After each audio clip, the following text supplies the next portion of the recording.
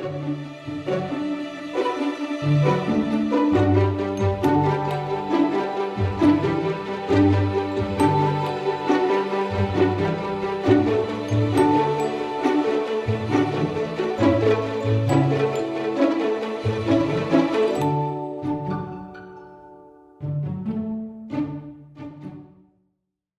everybody, I know it's been a bit since I've posted a video. There's been some family health issues going on recently. They have to do with diet, as do most things in our lives that aren't good. But I wanted to quickly today just talk about two things. And they're things that I'm finding more and more that are the most important things when it comes to healthy eating. And those are, first of all, saturated fat, and second, fiber. And the skinny is, how do you like that I use the word skinny there?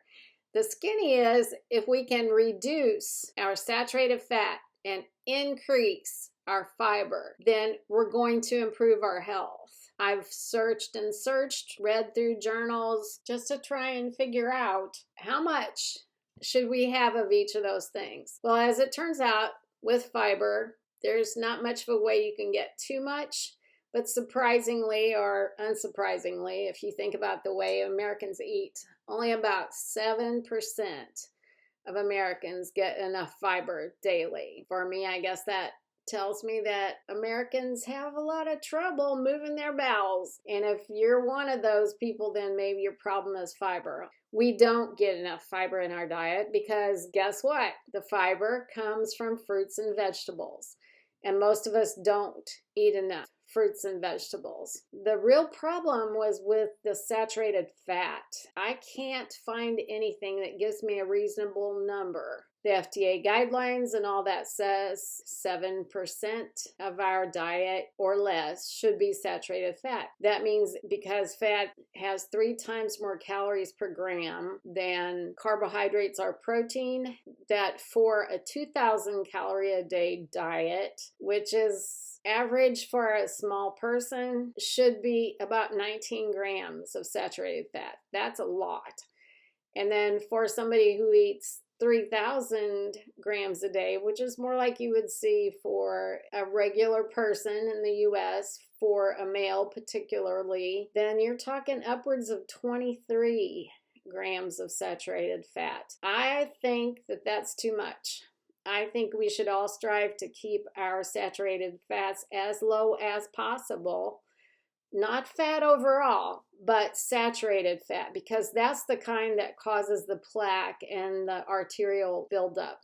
So we should all strive, I think, to keep our grams of saturated fat per day to below 5 or at least below 10 grams.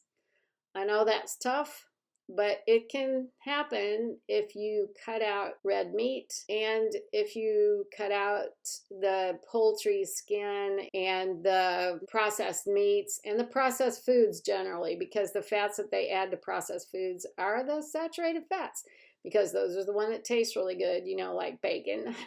My mom used to put bacon grease in everything. But I think the fact that our food sources are so polluted nowadays with all kinds of things, the pesticides, herbicides, hormones, all of that stuff, in combination with the lack of fiber and the high levels of saturated fat is what makes us unhealthy.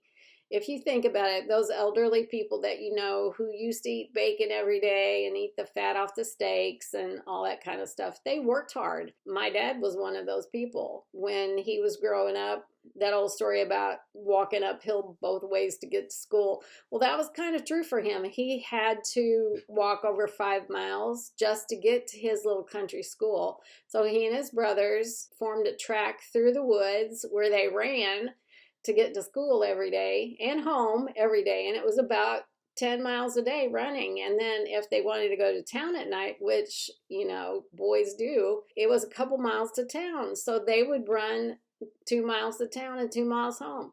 So he had a very active lifestyle all of his life.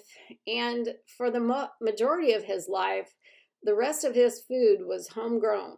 So there were no pesticides, there were no hormones, there were no herbicides, were not the pollutants that we have today.